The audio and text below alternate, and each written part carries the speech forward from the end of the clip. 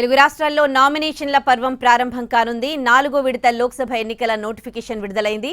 Telangana, AP సహా 10 రాష్ట్రాల్లో 96 MP సీట్లకు 4వ విడతలో ఎన్నికలు జరగనున్నాయి.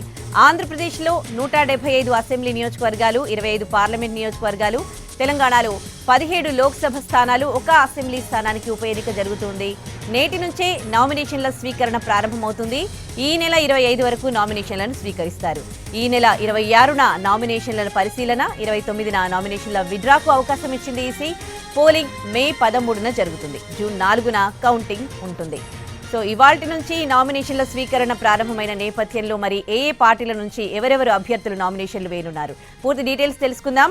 గాంధీ భవన్ దగ్గర మా ప్రతినిధి చారి సిద్ధంగా ఉన్నారు. అలాగే బీజేపీ ఆఫీస్ దగ్గర మా ప్రతినిధి మహేష్, ఈసీ ఆఫీస్ దగ్గర సుధీర్, బీఆర్ఎస్ ఆఫీస్ దగ్గర సతీష్ సిద్ధంగా ఉన్నారు పూర్తి డీటెయిల్స్ తెలియజేయడానికి. మొదటగా గాంధీ భవన్ నుంచి మా ప్రతినిధి చారితో మాట్లాడదాం.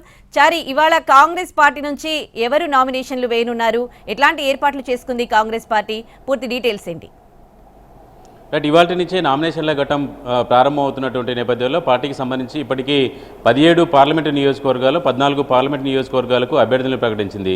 వాస్తవానికి ఈరోజు మెదక్లో అభ్యర్థి నామినేషన్ దాఖలు చేయాల్సి ఉంది నీలం మధు. అక్కడ సీఎం రేవంత్ రెడ్డి కూడా భారీ ర్యాలీతో నామినేషన్ వేయాలనేటువంటి ఆలోచన ముందు పార్టీ చేసింది. అయితే సీఎం కేరళలో ఎన్నికల ప్రచారంలో ఉన్నటువంటి నేపథ్యంలో ఈ నామినేషన్ని వాయిదా వేసుకున్నారు. మొత్తం ఈ నెల 21వ తేదీలోపు పూర్తి స్థాయిలో కాంగ్రెస్ పార్టీకి సంబంధించినటువంటి అభ్యర్థులంతా కూడా నామినేషన్ వేయాలనుకున్నారు. ఈ నామినేషన్ ప్రక్రియకు భారీ ఎత్తున ఒక ర్యాలీని కూడా నిర్వహించాలనేటువంటి ఆలోచనతో కాంగ్రెస్ పార్టీ ఉంది. ఈ నెల 21వ తేదీన భువనగిరి నుంచి చామల కిరణ్ కావచ్చు, అలాగే నల్గొండలో రఘువీర్ కావచ్చు, ఇలాంటి ముఖ్యమైనటువంటి నియోజకవర్గాల్లో భారీ ర్యాలీతో నామినేషన్ వేయాలని నిర్ణయించుకున్నారు. ఈ ర్యాలీకి భువనగిరిలో జరిగేటువంటి ర్యాలీకి సీఎం రేవంత్ రెడ్డి కూడా హాజరు కాబోతున్నారు. ఇప్పటికీ 3 నియోజకవర్గాలకు సంబంధించి కరీంనగర్, హైదరాబాద్, ఖమ్మం, ఈ 3 నియోజకవర్గాలకు సంబంధించినటువంటి అభ్యర్థి ఎంపికకు సంబంధించినటువంటి ప్రక్రియ ఇంకా పూర్తి కాలేదు.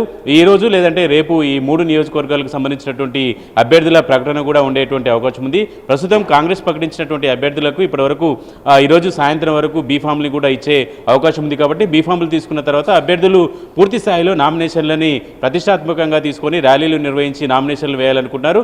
మొదటి రోజు ఒక సెట్ నామినేషన్ను సాదాసీదాగా వేయాలనేటువంటి ఆలోచనతో 1-2 అభ్యర్థులు ఉన్నారు.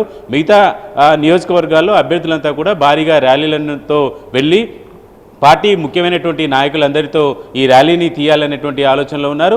పార్లమెంట్ ఎన్నికలు అనేవి కాంగ్రెస్ పార్టీకి ప్రతిష్టాత్మకంగా మారాయి. ఇటీవలనే జరిగినటువంటి అసెంబ్లీ ఎన్నికల్లో కాంగ్రెస్ పార్టీ అధికారంలోకి వచ్చినటువంటి నేపథ్యంలో పూర్తి స్థాయిలో 12 నుంచి 14 పార్లమెంటు నియోజకవర్గాలు గెలిచి తీరాలనేటువంటి ఆలోచనతో రాష్ట్ర నాయకత్వం ఉంది. అధిష్టానం కూడా అదే దిశగా రాష్ట్ర నాయకత్వం మీద టార్గెట్ని పెట్టినటువంటి నేపథ్యంలో నామినేషన్ల పర్వం నుంచే కాంగ్రెస్ పార్టీ జనంలోకి పూర్తి స్థాయిలో వెళ్లాలనేటువంటి ఆలోచనతో కనపడుతుంది. జాతీయ నాయకులందరినీ కూడా ప్రచారాన్ని రప్పించేటువంటి ప్రయత్నాలు చేస్తుంది. ప్రియాంక గాంధీ, రాహుల్ గాంధీ, అవసరాన్ని బట్టి సోనియా గాంధీని కూడా ఈ ఎన్నికల ప్రచారానికి రప్పించేటువంటి ఆలోచన ఉంది. అయితే నామినేషన్లకు సంబంధించినటువంటి అంశాలను కనుక చూస్తే 3 నియోజకవర్గాలకు సంబంధించి అభ్యర్థుల ప్రకటన ఇవాళ లేదంటే రేపు వచ్చేటువంటి అవకాశం ఉంది. ఇక మిగతా 14 నియోజకవర్గాలకు సంబంధించినటువంటి అభ్యర్థులందరినీ కూడా నామినేషన్లకి సిద్ధమవ్వాలని చెప్పి ఇప్పటికే నిర్ణయించింది. సాయంత్రం లోపు అభ్యర్థులందరికీ కూడా బీఫామ్లు చేరేటువంటి అవకాశం ఉంది. Right, thanks for the update.